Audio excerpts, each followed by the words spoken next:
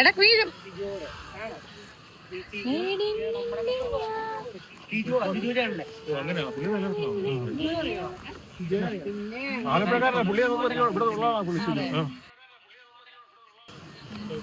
നമ്മുടെ ക്യാമറാമാന് വല്ലാതെ കഷ്ടപ്പെടേണ്ട കാര്യമൊന്നുമില്ല.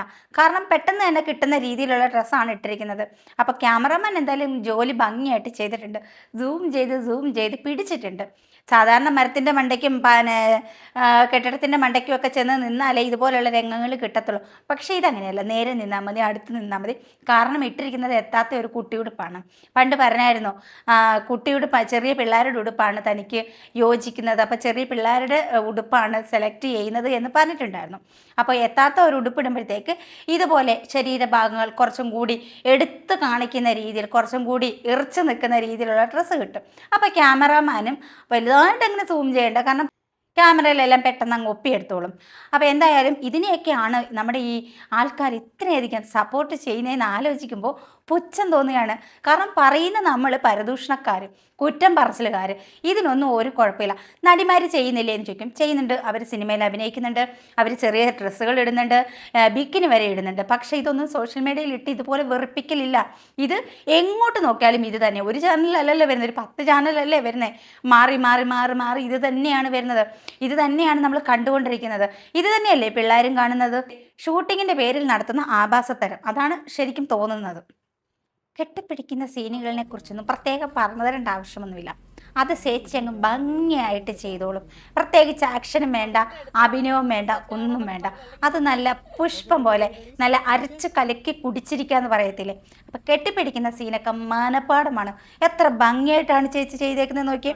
അഭിനയിക്കാൻ പറഞ്ഞപ്പോൾ ജീവിച്ച് കാണിച്ചിരിക്കുകയാണ്.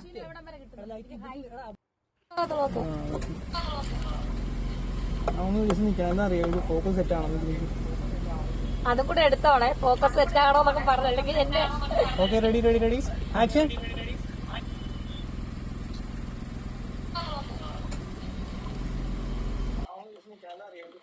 ആക്ഷൻ പറയുന്നതിന് മുന്നേ കെട്ടിപ്പിടിച്ചങ്ങ് നിൽക്കുകയാണ്.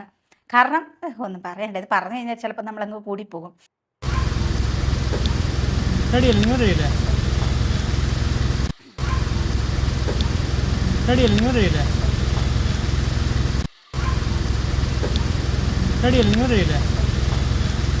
നിങ്ങൾ ഈ ഒരു സീൻ ഒന്ന് ശ്രദ്ധിച്ചു നോക്കി. ഇത്രയും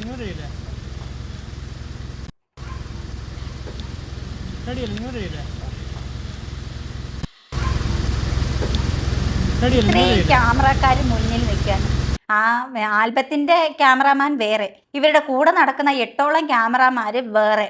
അപ്പോൾ അത്രയും പേര് നിൽക്കുകയാണ് ഈ വക കോപ്രായങ്ങൾ അവിടെ ഇരുന്ന് കാണിക്കുന്നത്. കോപ്രായങ്ങളെന്ന് ഞാൻ പറഞ്ഞ വേറൊന്നുമില്ല, ഈ ഡ്രസ്സ് പിടിച്ചിടുന്ന ആ ഒരു രംഗങ്ങളൊക്കെ നിങ്ങൾ കണ്ടോ. സാധാരണ സ്ത്രീകൾക്ക് കുറച്ച് ഉളുപ്പൊക്കെ ഉണ്ടാവും ഈ ആൾക്കാരുടെ മുന്നിലൊക്കെ ഇരുന്നിട്ട് ഇങ്ങനെ ഈ വക കോപ്രായങ്ങളും കോമാളിത്തരങ്ങളും കാണിക്കാനായിട്ട്. യാതൊരു മാനവും നാണോ ഉളുപ്പും ഇല്ലാതെയാണ് ഈ വക കോപ്രായങ്ങളൊക്കെ കാറിനകത്തിരുന്ന് കാണിക്കുന്നത്. അവർ പല ഒഴിവുകളും പറയും. ഇനിയിപ്പോ സത്യമായിരിക്കും ചിലപ്പം, അങ്ങനെയാ. അത് ഓരോരുത്തരുടെ സിറ്റുവേഷൻ കാര്യങ്ങളാണ്. പക്ഷെ വയറിലാകാൻ എന്തായാലും റിയലിസ്റ്റിന് വേണമല്ലോ. നീ എന്തോ ഉദ്ദേശിക്കുന്നത്? ഞാൻ ഒരാളുടെ കാര്യമില്ല, പല ആൾക്കാരുടെ കാര്യമാണ്. പല നായകന്മാരെ ഇതിനകത്ത് നമ്മളല്ല സാർ നോക്കിയതാണ്. അപ്പൊ അവരൊക്കെ പറയുന്ന റീസൺ ഇപ്പം വിവാദമല്ലേ. രേണുസുതി എന്ന് പറഞ്ഞാൽ വിവാദമാണ്.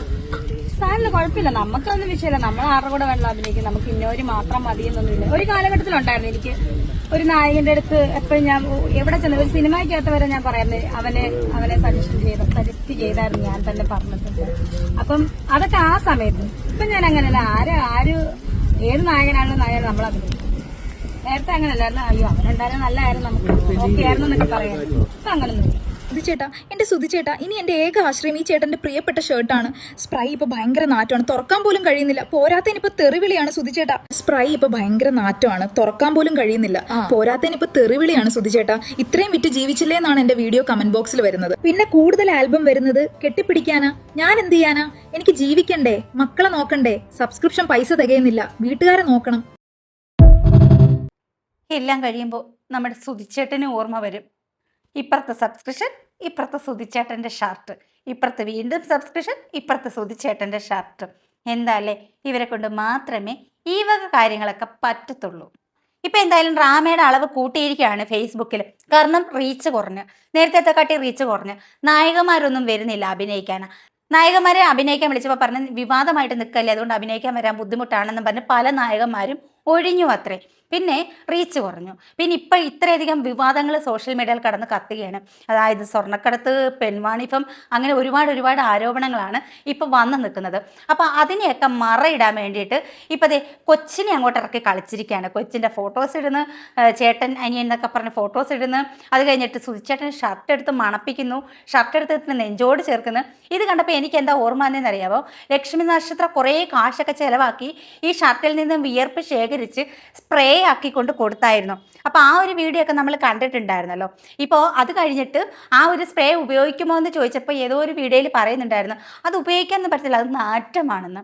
അപ്പോൾ സ്വന്തം ഭർത്താവിൻ്റെ വിയർപ്പിനെ നാറ്റമായിട്ട് പറഞ്ഞു, മരിച്ചുപോയ ഭർത്താവിൻ്റെ വിയർപ്പിനെ നാറ്റമായിട്ടു എന്ന് പറഞ്ഞിട്ട് അന്ന് വലിയ വിവാദമൊക്കെ ഉണ്ടാക്കിയായിരുന്നു. പക്ഷെ അതേ ആൾ തന്നെയാണ് എല്ലാം മറന്നിട്ട് ഈ ഷർട്ട് എടുത്ത് ഇങ്ങനെ നെഞ്ചോട് ചേർത്ത് ഓർമ്മകൾ അയവിറക്കുന്നത്. കാണുമ്പോൾ വെറും പുച്ഛം തോന്നുകയാണ്, പുച്ഛം. എങ്ങനെയാണ് ഇങ്ങനെ രണ്ട് മുഖങ്ങളൊക്കെ കാണിക്കുന്നത്? അത് നമ്മൾ കണ്ടായിരുന്നല്ലോ. പിച്ചുവിൻ്റെ തുറന്നു പറച്ചിലിനോടനുബന്ധിച്ച് കുറച്ച് നാടകങ്ങൾ അരങ്ങേറിയായിരുന്നല്ലോ. ഇവിടെ വന്ന് സോഷ്യൽ മീഡിയയിൽ ഇരുന്ന് കരഞ്ഞ് വീഡിയോ ഇടുന്നു, അതേ സമയം തൊട്ട് ഇപ്പുറത്ത് പോയി സബ്സ്ക്രിപ്ഷൻ വീഡിയോ ഇടുന്നു. അപ്പം തന്നെ നമുക്ക് മനസ്സിലായായിരുന്നല്ലോ ഇത് നമ്മുടെ വിക്രം ചെയ്ത അന്യൻ സിനിമയിലെ പുതിയ അന്യയാണെന്ന് മനസ്സിലായല്ലോ. അപ്പോൾ എന്തായാലും ഈ വക ഡ്രാമകളൊക്കെ കണ്ടുകൊണ്ടിരിക്കുകയാണ്. അപ്പോൾ ഇവരുടെ PR വർക്കുകളൊക്കെ ശക്തമാക്കിയിട്ടുണ്ട് കേട്ടോ. ഭയങ്കര കമൻറ്റുകളാണ്, തെറി വിളിച്ച അഭിഷേകമാണ് നമ്മുടെ കമൻറ്റ് ബോക്സിലൊക്കെ. ഭയങ്കര തെറി അഭിഷേകമാണ്. അപ്പോൾ എനിക്ക് തോന്നുന്നു കൂടുതൽ പണം വാരി എറിയുന്നുണ്ട്, കാരണം ഇഷ്ടംപോലെ പണം കിട്ടുന്നുണ്ടല്ലോ. അപ്പോൾ വാരി എറിഞ്ഞൂടെ ഈ വീഡിയോ ഇടുന്നവരെതിരെ വീഡിയോ ഇടുന്നവരെയൊക്കെ ഇങ്ങനെ കമൻറ്റിൽ വന്ന് തെറി വിളിച്ച് എല്ലാവരും PR ഒക്കെ ശക്തമാക്കിയിട്ടുണ്ട്. അപ്പോൾ എന്തായാലും PR-കളെ വെറുതെ സമയം കളയുകയാണ്. കാരണം ഞങ്ങൾ ഒട്ടും പിന്നോട്ടില്ല. ഇതുപോലെയുള്ള അഴിഞ്ഞാട്ടത്തരങ്ങൾ കണ്ടാൽ കാണുന്നിടം വരെയും ചെയ്യുന്നിടം വരെയും വിമർശിച്ചുകൊണ്ടേയിരിക്കും. അപ്പോൾ എന്തായാലും ഈ ഒരു വീഡിയോയെക്കുറിച്ചിട്ട് നിങ്ങളുടേതായിട്ടുള്ള അഭിപ്രായം നിങ്ങൾ കമൻറ്റ് ചെയ്യൂ. മറ്റൊരു വീഡിയോ ആയിട്ട് വീണ്ടും കാണാം. ടാറ്റാ.